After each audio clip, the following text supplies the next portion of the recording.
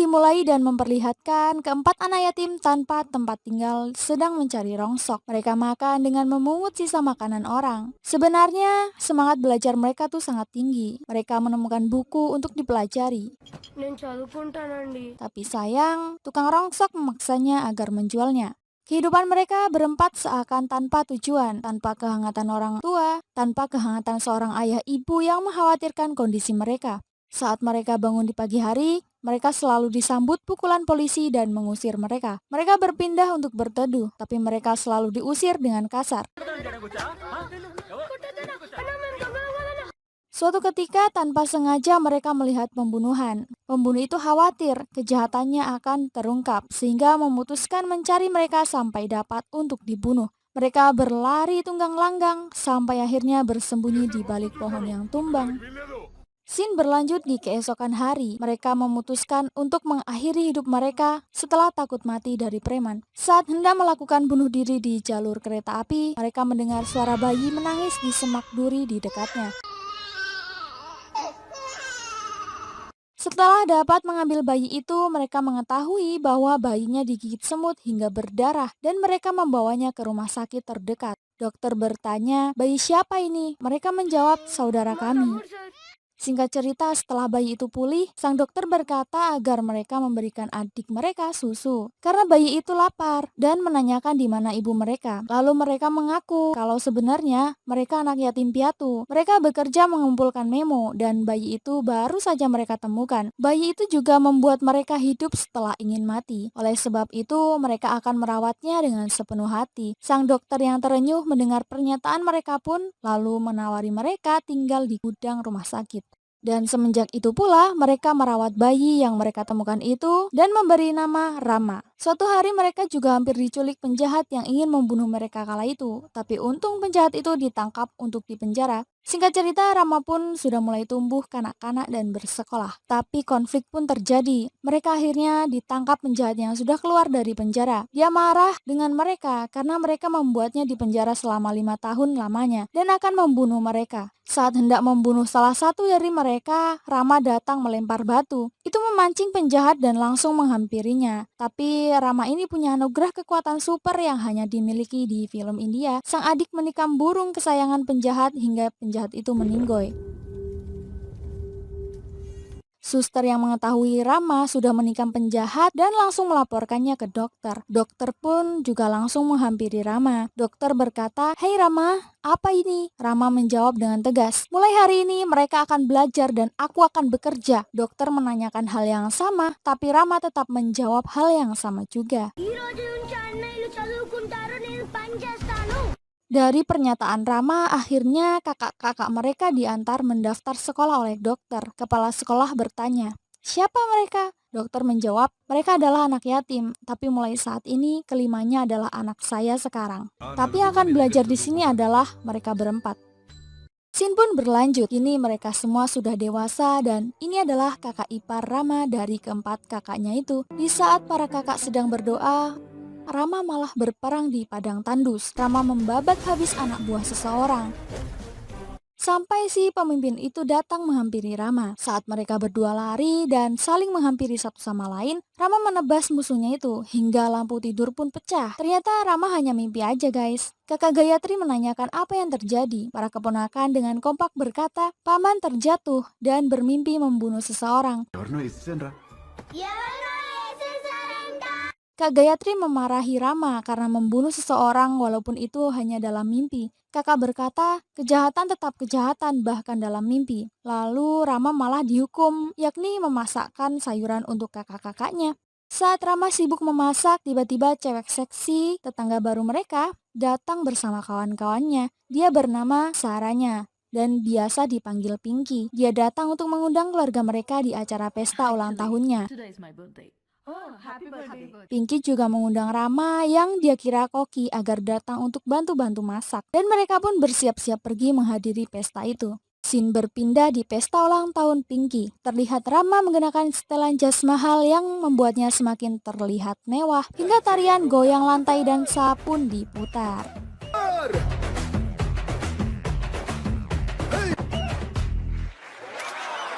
Scene berlanjut, terlihat seorang mata-mata yang sudah menemukan Rama dan keluarganya dan langsung menghubungi Sangkar. Sangkar adalah seorang inspektur polisi yang berpihak pada kejahatan. Dia termasuk anak buah Raja Baik, sang pemimpin organisasi kriminal. Syakar memberikan tugas kepada anak buahnya itu untuk menyelidiki di mana Rama dan keluarganya tinggal. Di scene lain, terlihat seorang kepala menteri yang bernama Mahes. Beliau di sini orang baik ya guys. Dia mendapat laporan dari asistennya tentang seorang petugas pemilu yang selama ini dia cari. Lalu beliau menyuruh asistennya untuk tidak mengganggunya dalam 1 jam mendatang. Beliau lalu membuka sebuah buku yang di dalamnya berisi data yang dia cari. Tiba-tiba beliau terkejut setelah melihat foto itu. Foto itu adalah foto kakak Rama yang bernama Bhuvan Kumar. Lalu beliau teringat sesuatu. Kala itu di kota Visakhapatnam yang damai menjadi panas karena adanya pemilu. Partai Padi memperkenalkan kandidatnya dan Partai Banteng pun memperkenalkan kandidatnya juga. Di mana saat itu Bhuvan Kumar telah ditunjuk secara khusus sebagai petugas pemilu. Bhuvan Kumar mendapat laporan di perbatasan Chhattisgarh terdapat truk yang mencurigakan. Truk itu berisikan uang triliunan.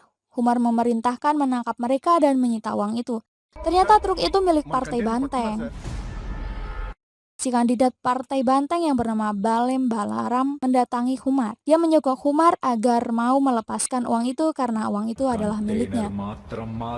Balem Balaram mengira Kumar mau disogok. Kumar malah menyuruh petugas untuk menyita barang bukti kecurangan dari pihak Banteng dan akan mendiskualifikasi partai mereka. Balaram pun seketika emosi. Dia tidak terima dan mengamuk. Balaram berkata kalau dirinya sudah menyiapkan seorang bajingan yang akan membunuh Kumar dan semua keluarganya juga akan terbunuh. Ternyata Balaram tidak tahu kalau Rama, si adik Kumar, sedang menghajar anak buah Balaram yang akan membunuh keluarga mereka. Rama membabat habis para pandai besi sekaligus anak buah Balaram. Hingga keanehan pun terjadi. Rama memukul salah satu penjahat itu sampai di meja Kumar hingga meja itu hancur. Rama lantas menampar Balaram dengan keras, menendangnya, merobek bajunya, dan mendorongnya hingga keluar gedung. Kejadian itu juga direkam oleh wartawan. Inspektur polisi datang dan menegur Kumar. Polisi itu berkata, saudaramu harus ditangkap karena memukul calon kandidat kepala menteri yang tidak lain adalah ipar dari Pak Pasuram, seorang kepala partai Banteng.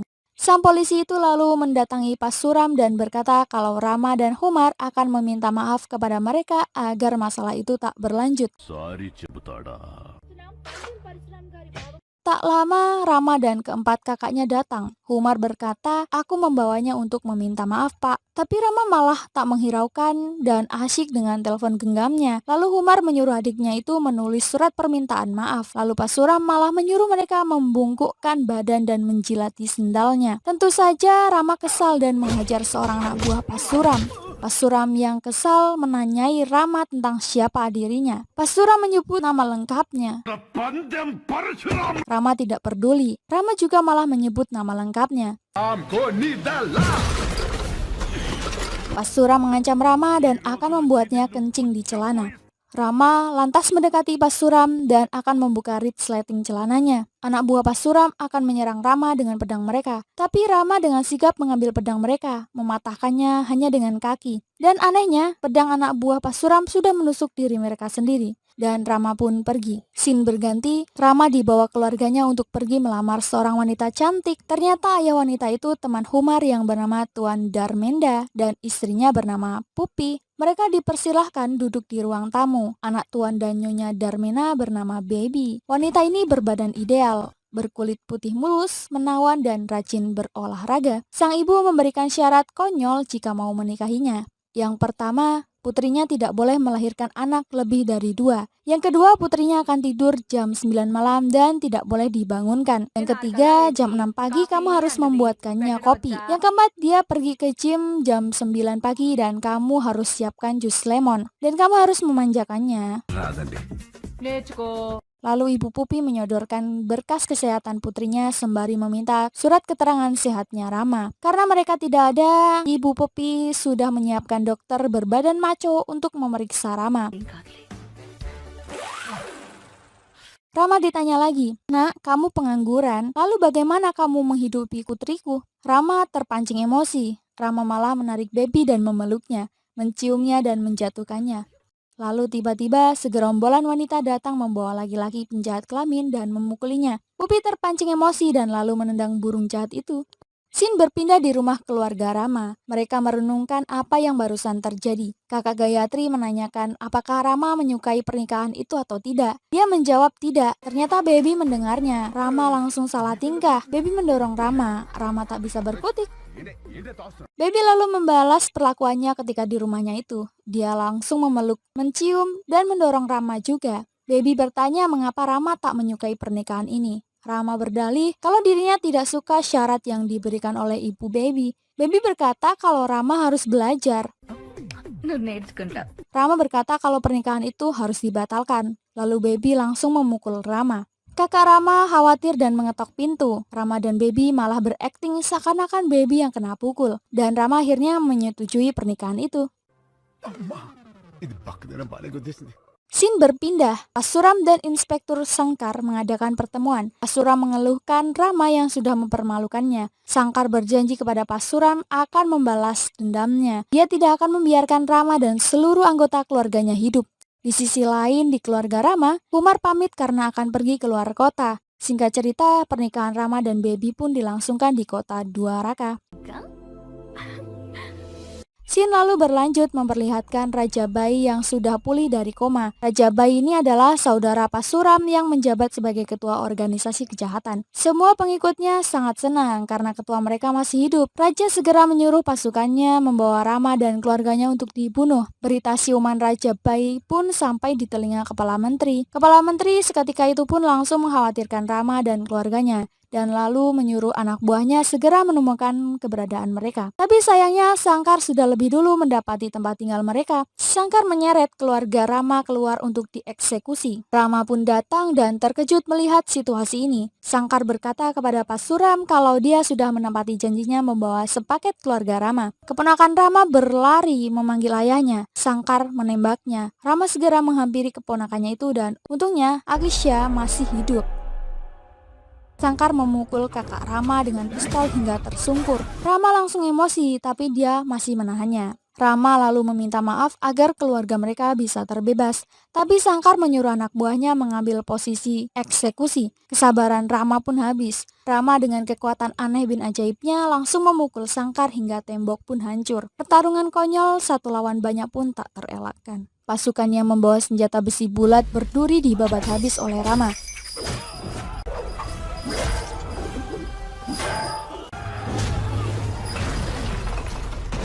Musuh tinggal sedikit, dan pada saat Rama hendak menusuk musuhnya, ternyata dua orang di belakang Rama akan menikamnya. Tapi beruntung dua orang itu meninggoy karena tertembak. Ternyata kepala menteri dan pasukannya telah datang untuk menyelamatkan mereka. Lalu ketua menteri itu menginstruksi untuk memberi hormat kepada Rama.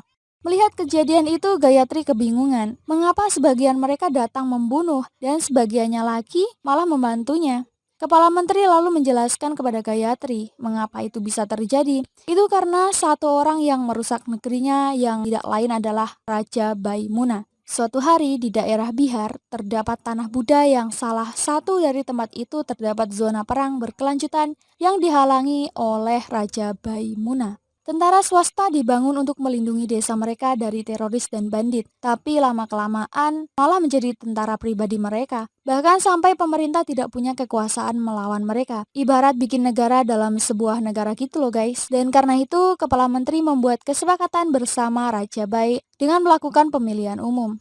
Sedangkan Kumar, suami Gayatri, ditugaskan sebagai pengawas pemilihan umum itu dan dia menyuruh para prajurit untuk menjaga ketertiban dan keamanan selama pemilu berlangsung. Kumar dan para prajurit menyita seluruh alat perang kepunyaan Raja Bai. Kumar berkeliling kota untuk menenangkan keadaan masyarakat sekitar.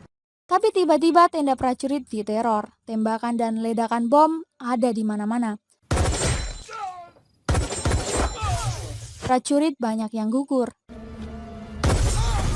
Raja Bai mendatangi Humar. Semua prajurit yang ada di belakang Humar diberondong. Sampai Humar tidak dapat berbuat apa-apa. Lalu Humar berkata kalau dirinya menyerah agar tidak ada lagi korban jiwa. Raja Bai menyuruh Humar memakai gelang lonceng di kaki. Mempermalukannya di depan orang-orang dan menyuruhnya menari. Setelah itu Umar dan ketiga saudaranya serta prajurit lain mendapatkan hukuman. Umar teringat sesuatu bahwa seseorang harus datang untuk menghentikan kejahatan Raja Bai. Umar berlari sambil berusaha menelpon Rama, adiknya itu. Rama tak sempat mengangkat telepon. Umar tertangkap dan langsung dihajar.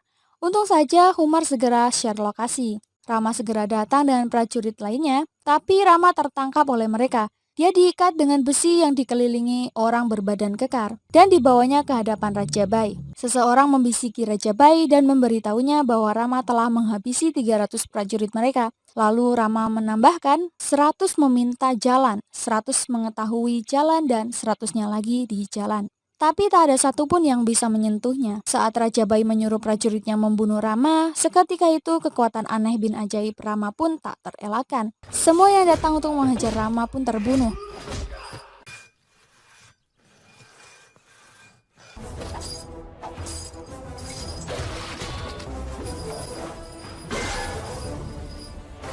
Bahkan Rama memenggal kepala Pasuram dan Balaram hingga kepalanya terbawa burung elang.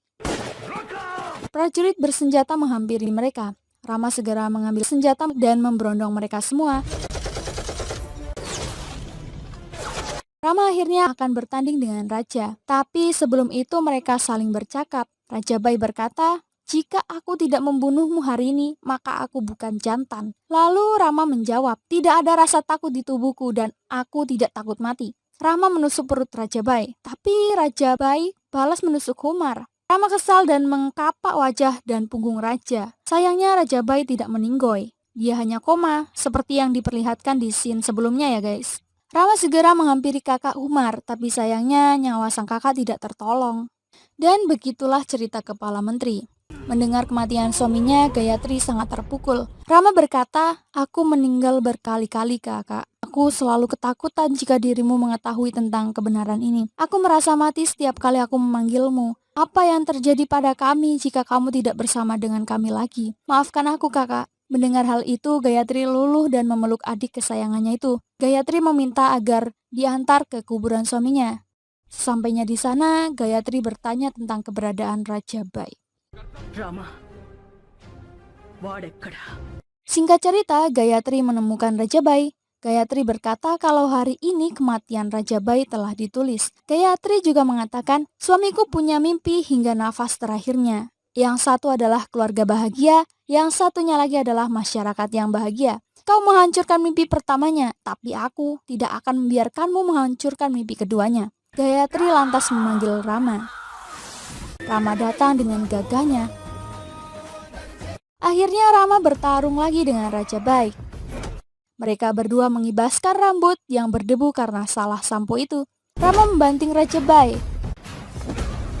Raja mengambil pedang tapi malah salah sasaran. Rama memukul lengan Raja Bai hingga tulangnya patah. Lalu memakai gelang kaki yang dipakai almarhum kakaknya itu untuk memukul. Hingga leher Raja Bai terpotong oleh pedangnya yang salah sasaran itu. Kemenangan Rama disambut kebahagiaan dan ketentraman masyarakat. Dan film ini pun selesai.